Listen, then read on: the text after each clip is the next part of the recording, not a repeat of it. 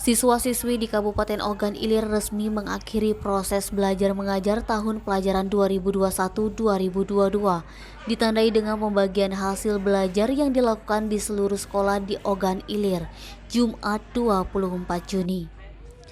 Pelaksanaan tugas Kepala Dinas Pendidikan dan Kebudayaan Kabupaten Ogan Ilir Sayadi melalui Kepala Seksi Kurikulum Andika mengatakan, setelah ini siswa akan menjalani libur sekolah selama 2 pekan, dimulai pada tanggal 25 Juni hingga 9 Juli mendatang. Tahun pelajaran baru 2022-2023 akan dilakukan masa pengenalan lingkungan sekolah bagi siswa baru.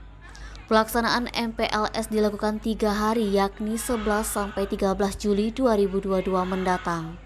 Saat pelaksanaan MPLS, sekolah diminta untuk benar-benar memberikan pengetahuan kepada siswa baru terkait sekolah baru tempat dia menuntut ilmu. Kepala SMP Negeri 1 Indralaya Utara Mulyadi mengatakan, untuk pelaksanaan MPLS tahun pelajaran 2022-2023 mendatang, pihaknya akan memberikan beberapa materi kepada siswa baru.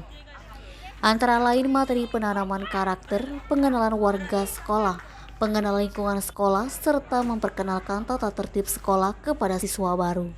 Eti Sumeko TV melaporkan.